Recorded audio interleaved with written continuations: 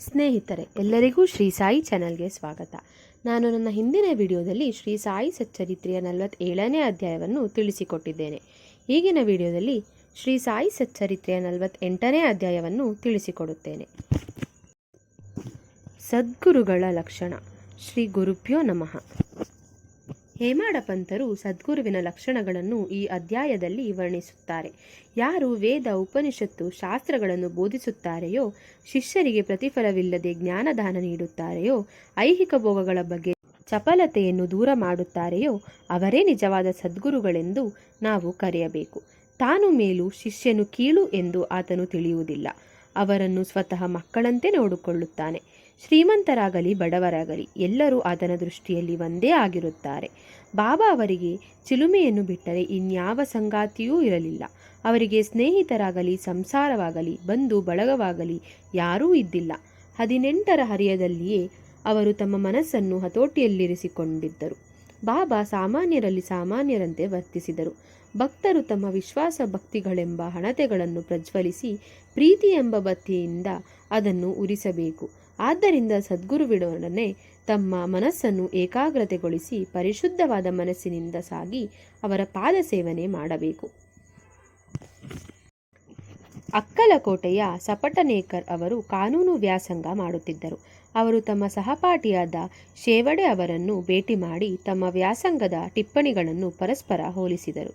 ಶೇವಡೆ, ನಾನು ಏನೂ ತಯಾರಾಗಿಲ್ಲ, ಆದರೆ ನನ್ನ ಸಾಯಿಬಾಬಾ ನನ್ನನ್ನು ಪಾಸು ಮಾಡುತ್ತಾರೆ ಎಂದರು. ಸಪಟನೇಕರರಿಗೆ ಆಶ್ಚರ್ಯವಾಯಿತು. ಅವರು ಶಿರಡಿಯ ಮಸೀದಿಯಲ್ಲಿರುವ ಒಬ್ಬ ಫಕೀರರು. ಮಹಾಪುರುಷರಾದ ಅವರ ದರ್ಶನ ಮಾಡಲು ಪೂರ್ವಜನ್ಮದ ಸುಕೃತವಿರಬೇಕು. ನಾನು ಅವರನ್ನು ಸಂಪೂರ್ಣವಾಗಿ ನಂಬಿದ್ದೇನೆ. ಅವರು ಹೇಳಿದ್ದು ಎಂದಿಗೂ ಸುಳ್ಳಾಗುವುದಿಲ್ಲ. ಸಪಟನೇಕರರು ಇದನ್ನು ಕೇಳಿ ನಕ್ಕು ಹಾಸ್ಯ ಮಾಡಿದರು. ಫಲಿತಾಂಶ ಬಂದಾಗ ಇಬ್ಬರು ತೇರ್ಗಡೆಯಾಗಿದ್ದರು. ಸಪಟನೇಕರ ಅಕ್ಕಲಕೋಟೆಯಲ್ಲಿ ವಕೀಲ ವೃತ್ತಿ ಆರಂಭಿಸಿದರು. 10 ವರ್ಷಗಳ ನಂತರ ಅವರ ಮಗನು ಗಂಟಲ ನೋವಿನಿಂದ ಮೃತನಾದನು. ಪುತ್ರ ಶೋಕದಿಂದ ಅವರು ಕಂಗಾಲಾದರು. ಪುಣ್ಯಕ್ಷೇತ್ರಗಳ ಸಂದರ್ಶನ ಮಾಡಿದರು. ಮನಸ್ಸಿಗೆ ಶಾಂತಿ ಸಿಗಲಿಲ್ಲ.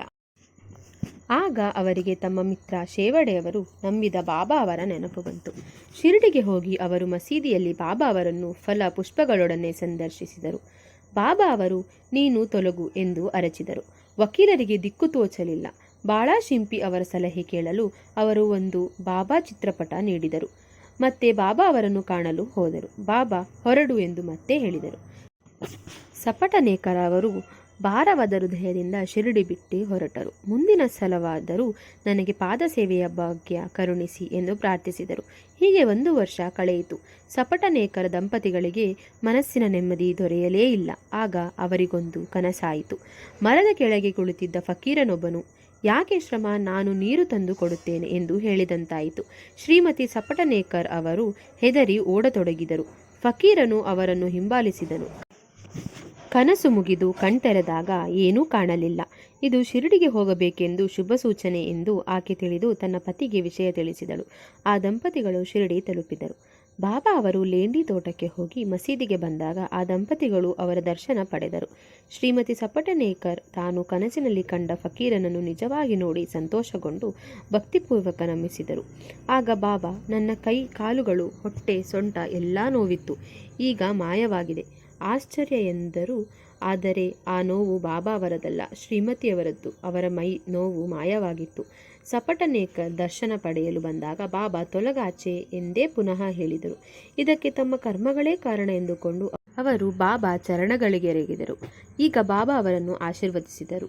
ಅವರ ಕರ್ಮ ಕರಗಿತ್ತು. ಬಾಬಾ ಒಬ್ಬ ವರ್ತಕನ ಕತೆ ಹೇಳಿದರು. ಅದು ತಮ್ಮದೇ ಆಗಿತ್ತು. ಬಾಬಾ ಸರ್ವಜ್ಞರೆಂಬ ಅರಿವು ಅವರಿಗಾಗಿತ್ತು. ಮತ್ತೆ ತಮ್ಮ ಸೊಂಟವನ್ನು ತಿಕ್ಕುತ್ತಿದ್ದ ದನ ಕಾಯುವ ಹೆಂಗಸಿಗೆ ಹೇಳಿದರು, ಇವನು ತನ್ನ ಮಗುವನ್ನು ನಾನು ಕೊಂದೆ ಎಂದು ದೂಷಿಸುತ್ತಾನೆ. ಇವನೇಕೆ ದುಃಖಿಸಬೇಕು? ಈಗ ಮತ್ತೆ ನೋಡು, ಇವರಿಗೆ ಮಗುವಾಗುತ್ತದೆ ಎಂದರು. ಸಪಟನೇಕರ್ ದಂಪತಿಗಳು ಸಂತೋಷದಿಂದ ಬಾಬಾ ಅವರಿಗೆ ಮತ್ತೆ ಮತ್ತೆ ನಮಿಸಿದರು. ಸಪಟನೇಕರ್ ದಂಪತಿಗಳು ಶಿರಡಿಯಲ್ಲಿ ತಂಗಿ ಅನೇಕ ಸಲ ಬಾಬಾ ಅವರ ದರ್ಶನ ಪಡೆದರು. ಅವರಿಗೆ ಬಾಬಾ ಪಂಡರಾಪುರದ ವಿಠಲನಂತೆ ಕಾಣಿಸಿದರು. ಅವರು ಬಾಬಾ ಅವರಿಗೆ 1 ರೂಪಾಯಿ ದಕ್ಷಿಣೆ ನೀಡಲು ಮತ್ತು ಬಾಬಾ 200 ರೂಪಾಯಿ ಕೇಳಿದರು. ಸಪಟನೇಕರ್ ದಕ್ಷಿಣೆ ನೀಡಿ ಆಶೀರ್ವಾದ ಬೇಡಿದರು. ಈ ಶ್ರೀಫಲ ತೆಗೆದುಕೋ, ಇದನ್ನು ನಿನ್ನ ಪತ್ನಿಯ ಸೆರಗಿನಲ್ಲಿ ಹಾಕು, ಯಾವ ಚಿಂತೆಯೂ ಬೇಡ, ಸುಖವಾಗಿ ಪ್ರಯಾಣ ಮಾಡು ಎಂದು ಬಾಬಾ ಆಶೀರ್ವದಿಸಿದರು. ಬಾಬಾ ಅವರು ನುಡಿದಂತೆ ಅವರಿಗೆ 1 ವರ್ಷದಲ್ಲಿ ಗಂಡು ಮಗು ಜನಿಸಿತು. ಮಗುವಿನ 8 ತಿಂಗಳಾದಾಗ ಆ ದಂಪತಿಗಳು ಶಿರಡಿಗೆ ಬಂದು ಬಾಬಾ ಅವರ ಪಾದಕಮಲಗಳಲ್ಲಿ ಮಗುವನ್ನಿಟ್ಟು ಆಶೀರ್ವಾದ ಬೇಡಿದರು. ಗುರುದೇವ, ನಿಮ್ಮ ಋಣ ಹೇಗೆ ತೀರಿಸಬೇಕೋ ತಿಳಿಯದು. ಈ ಬಡವರನ್ನು ಆಶೀರ್ವದಿಸಿ, ನೀವೇ ನಮ್ಮ ಸರ್ವಸ್ವ ಎಂದು ಆ ದಂಪತಿಗಳು ಬೇಡಿದರು. ಬಾಬಾ ನಸುನಕ್ಕು ಅವರನ್ನು ಹರಿಸಿ ಬೀಳ್ಕೊಟ್ಟರು. ಎಂಬಲ್ಲಿಗೆ 48ನೇ ಅಧ್ಯಾಯವು ಸಂಪೂರ್ಣವಾಯಿತು. ಶ್ರೀ ಸಾಯಿನಾಥಾಯ ನಮಃ. ನಾನು ನನ್ನ ಮುಂದಿನ ವಿಡಿಯೋದಲ್ಲಿ ಶ್ರೀ ಸಾಯಿ ಸಚ್ಚರಿತ್ರೆಯ 49ನೇ ಅಧ್ಯಾಯವನ್ನು ತಿಳಿಸುತ್ತೇನೆ. ಈ ವಿಡಿಯೋ ನಿಮಗೆ ಇಷ್ಟವಾಗಿದ್ದಲ್ಲಿ ಲೈಕ್ ಮಾಡಿ, ಶೇರ್ ಮಾಡಿ ಹಾಗೂ ಶ್ರೀ ಸಾಯಿ ಚಾನಲನ್ನು ಸಬ್ಸ್ಕ್ರೈಬ್ ಮಾಡಿ. ಶ್ರೀ ಸಾಯಿನಾಥಾಯ ಮಂಗಳಂ.